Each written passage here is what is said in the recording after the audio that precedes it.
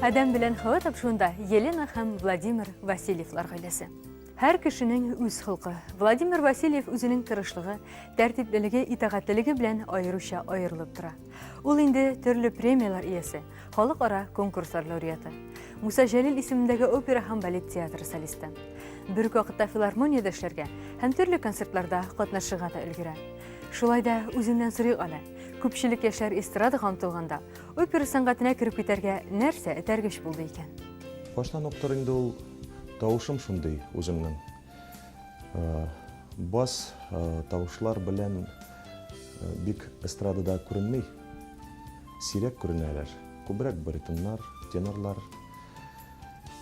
Миннән дә кайсы берсе сорый. Менә Володя, нишләп микән безнең татар тамашачы басларны яратмый дип. Мин әйтәм, яратадыр. Ишеткәннәре юктыр. Бәлки ишеткәннәре юк. Менә шулай дип студент буларак әле шулай дип әйтәдер идем. Чынлап та инде бас тавыш белән кем инде хәзер сәхнәдә безнең җырлый? Татар эстрадасында булсын, татарча җырлап жүргән җырчылар сирәк ул, сирәк. Шуңа күрә яраталардыр. Күбрәк сәхнәгә чыгып җырларга кирәк, моң белән җырларга, күңел белән җырларга яратырлар.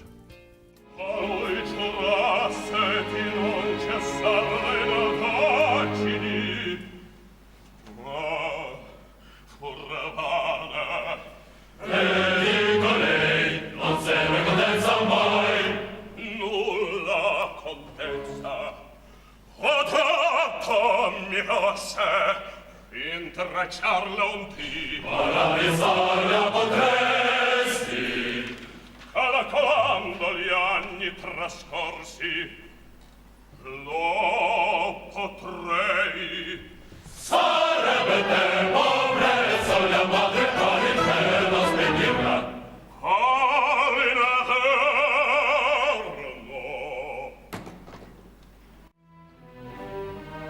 e credenza che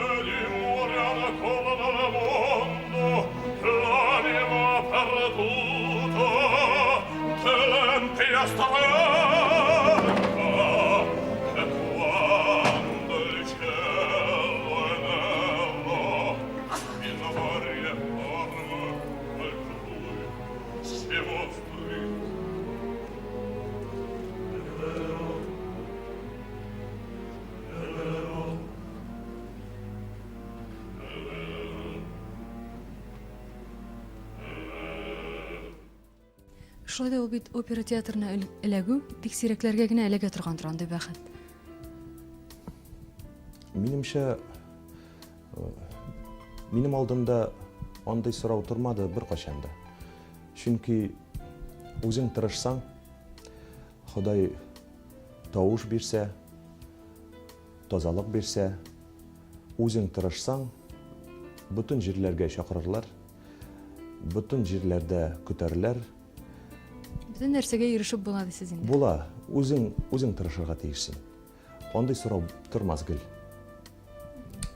Шулай да опера театрына чакырдылармы, үзегез бардыгызмы? Ул ничегрәк билгеләнә? Башта үзем керергә уйладым. Прослушивание үткәрделәр инде 4нче курста. Анда әйттеләр, әле сиңа үсәргә кирәк. Дөрес әйттеләр, әле хәзердә булмасалар, шулай дип әйтер идем үземә, үсәргә кирәк. Менә инде Глинка конкурсын үтеп, анда беренче премияга лаек булгач, консерваторияны бетергәч, театрга чакырдылар. Бу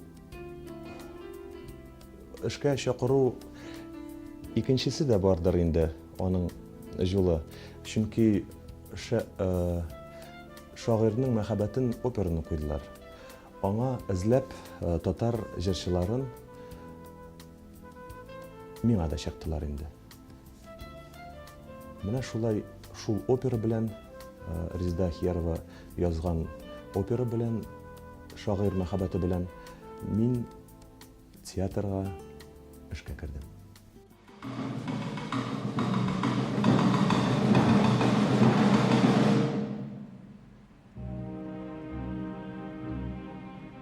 Ялпыннан салқыннан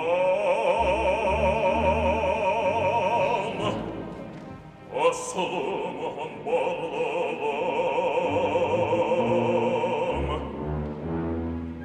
Минді жихалы талығы Минді қабыл талығы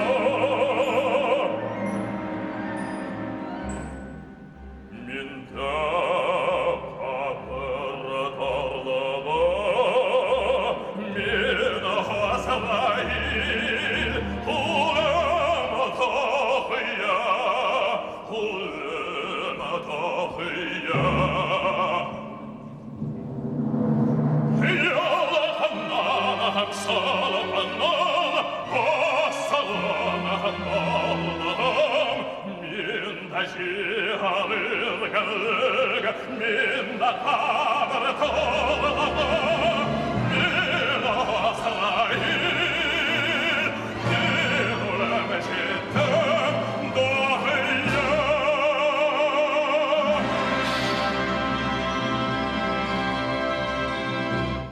Алайда, әйдәгез күчәбез гаилә тормышына.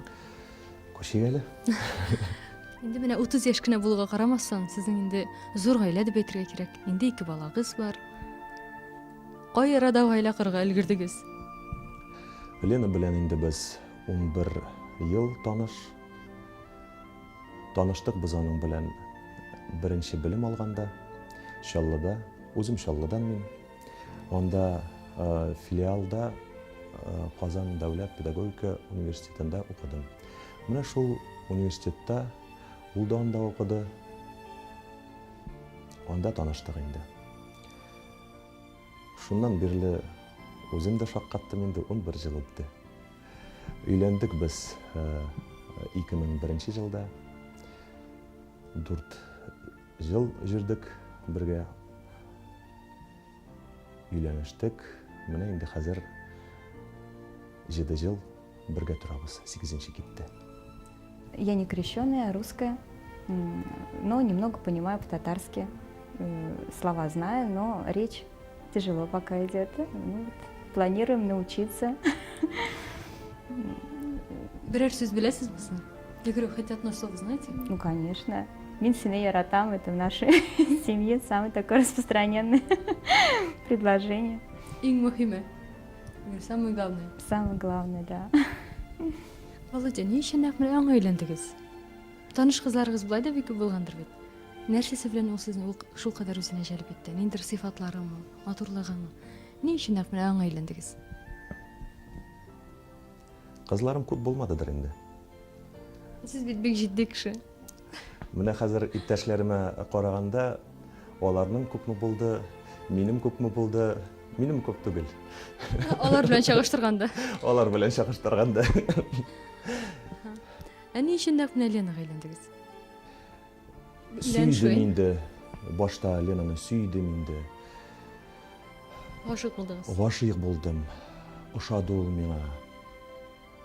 Бәлки шул кадәр яратам дип сизмәдем, белмәдем.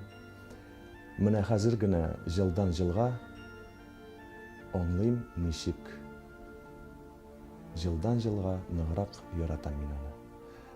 Яшь чагында, танышканда икенче фикерләр, ничектер икенче тормыш та булды ул. Хәзер бергә торып, балаларыбыз үсә, җылдан җылга аңлыйм, ничек яратам, сөям аны. Менә шулай иреңне үзеңә гашык итеп тотар өчен Лена ни дә булса эшлиме? Әле ул үзеннән үзе килеп чыгамы? Әйтик, хатын-кыз нинди булырга тиеш сезнеңчә? Гаиләдә тату яшәр өчен икебез дә тырышырга тиеш инде. Бәлки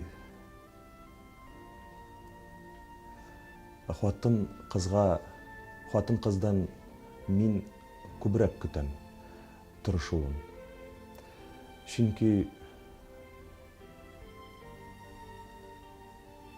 хатын-кыз теләсә, тырышса, нишләп инде ир кеше гашык булмасын, риза булмасын. Шундый сөенечкә. Шуңа күрә хатын теләсә, уйласа гаилә турында, барысы да әйбәт булыр. Демәк, күбрәк хатын-кыздан тора дип исәпләйсез. Минемчә шулай. Безнең гаиләдә шулай. Менә ирегезне үзегезгә гашык итеп торыр өчен сез ниләр эшлисез? Каждый человек должен чувствовать своего человека, который находится рядом. Если такого чувства нет, мне кажется, и не стоит жить вместе.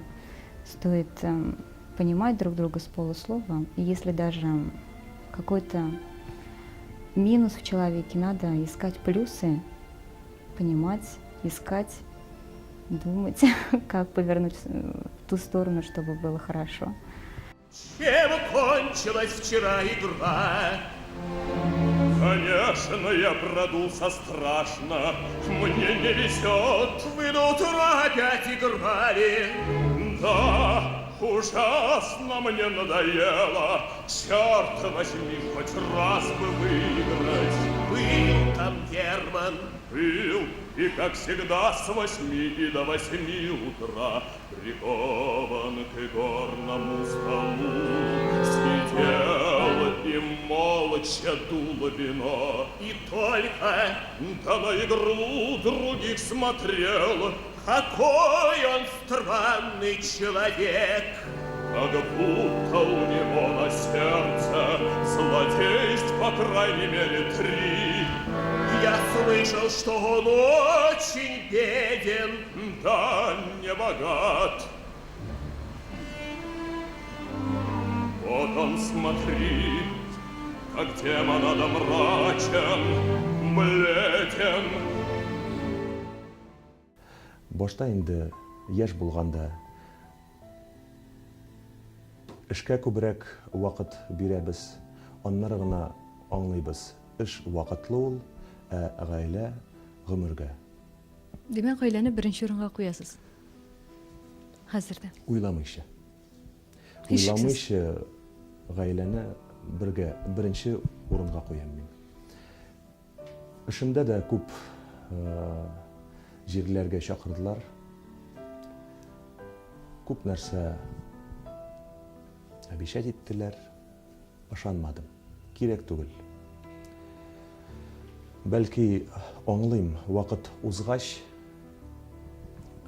хатынымнан, малайларымнан, әти-әниемнән башка беркем дә көтмәс, аңламас.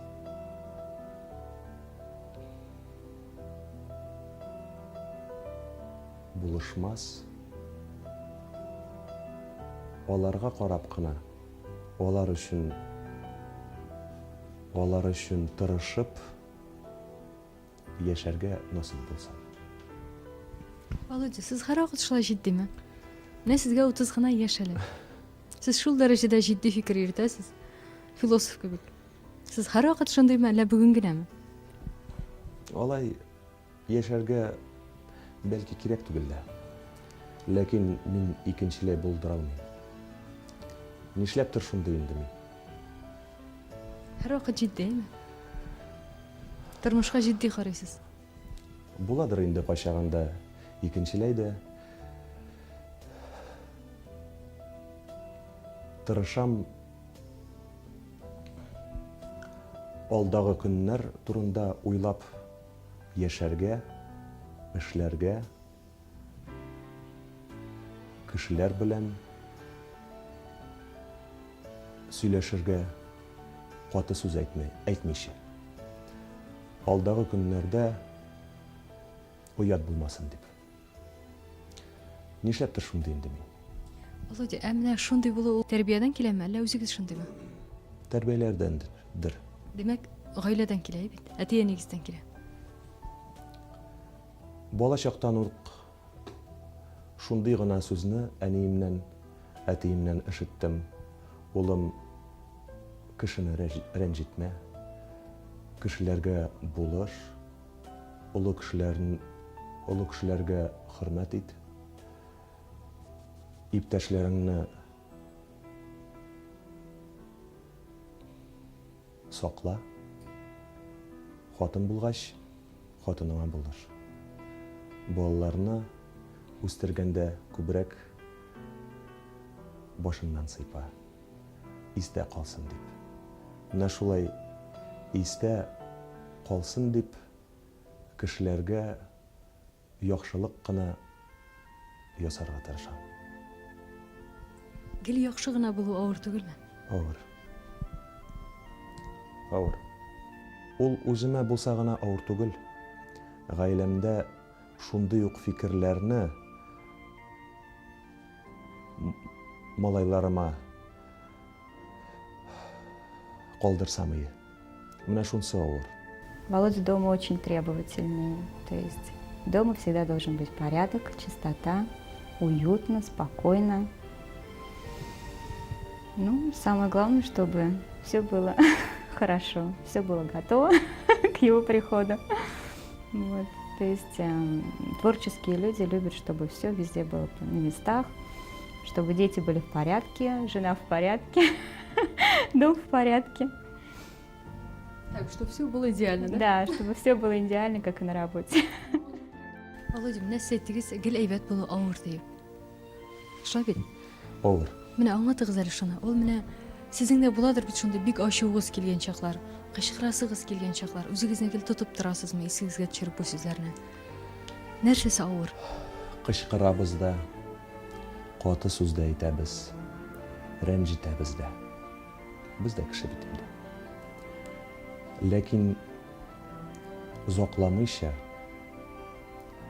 тырышам бу кеше алдында гафу итенергә. Дөрес ясамасам үзгәртергә. Озакламыйча. Менә без бит бөтенебез яхшы да, начар да кешеләр. Бөтенебез дә бар ул. Ләкин менә начарлыкны ясасаң, аны тизрәк үзгәртергә, төзәтергә кирәк. Менә шуннан кешелек күренә дип уйлыйм. Иң яхшы ясамаска. Шулайдыр, но гомердә шулай булмыйдыр. Гел әйбәт кенә булып булмый. Гел әйбәт кенә булып булмый. Менә ирегез төрле җирләрдә, гастрольләрдә йөри. Шулай да сезнең күңелегездә аз гына булса да көнләшү хисләре уянмыймы? Ну, каждой женщине, мне кажется, присуще такое чувство, как ревность. Тем более, когда девушка, женщина находится дома, в 4 стенах, остается только телефон и телевизор, иногда интернет, когда время остается. Поэтому, мне кажется, каждая женщина должна держать себя в руках. Ревновать нужно, но в меру. То есть, чтобы мужчина знал, что женщина еще чувствует, еще любит, и что действительно еще нужна. Талант һәр яклап талантлы була диләр. Владимир Васильев иҗатагына түгел, көн күрешешләрендә дә бик уңган кеше. Егет кешегә 70 төрле һөнәрдә аз дип, нәкъ менә аның турында әйтергә була. Бала чактан ук әтием, әнием эшләргә өйрәттеләр, эшне яратырга өйрәттеләр. Бөтенесен хәлдән килгән әйберләребезне үзебез эшләргә тырышабыз инде. Бер меңле тарихлы, данлы ва шәүкамлы шәһәрләр бик аз бу җирдә. Мәңгелек төбәктә көн батыш, көн чыгыш, очрашып култаса гөлфәргә. Туган бишегебез, торган мәркәзебез, Тукай җәлил Сәйдәшилле. Бөек башкалабыз, данлы Казаныбыз, merhametli merhamet şiiri. Tuğan bişigimiz, turgan merkezimiz, Tuğay jelil, seyleşili. Büyük başkalamız, doğanla kozanımız, merhametli merhamet şiiri. Әмне шулай да бүгінгі күнде опера җырчысы булу авырмы?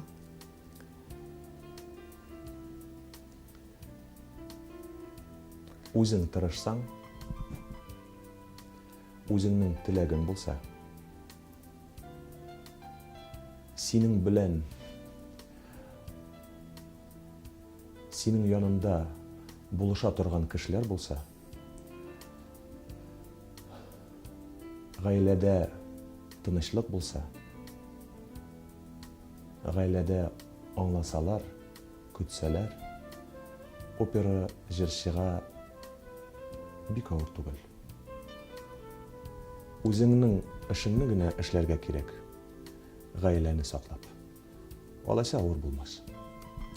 Шулай да менә хәзер эстрадага бик күп игътибар бирәләр. Телевизордан да, радиодан да гел эстрада яңгырышлар бит, эстрада җырлары, җиңел җырлар яңгырый. Бу сезнең бераз ачуыгызны китермиме? Шулай да операга урын азрак кала кебек. Ачуымны китерми. Бәлки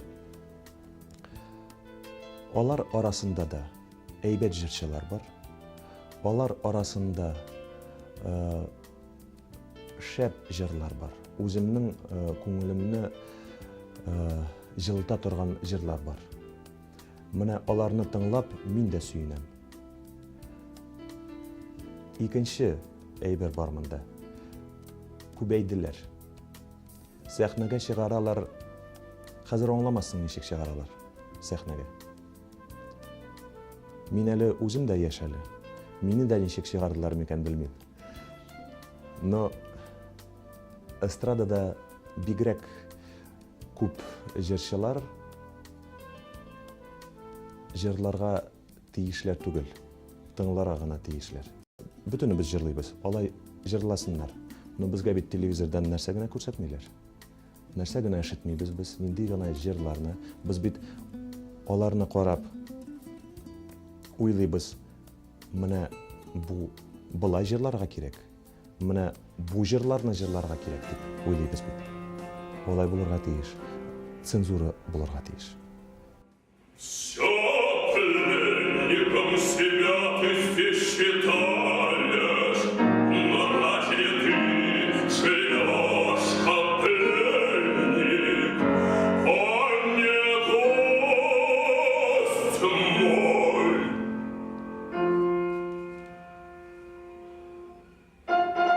Ты ранен, битый прикаянен, и вся дружина и плен, мне отдан на поруки, полумегатый гость, тебе почату над такану, вся моя Украина зуна, сын с тобой, дружина тоже, ты как там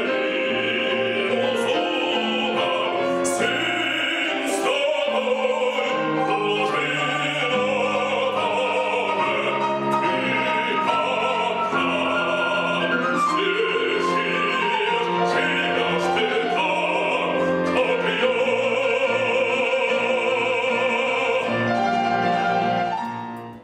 Ничек уйлыйсыз, ирегез бәхетле микән бүген көндә? Счастье должно зависеть все-таки от двух людей. И от мужа, и от жены. И если муж счастлив, жена тоже счастлива. И, соответственно, жена счастлива, когда муж счастлив. Я думаю, что он счастлив со мной.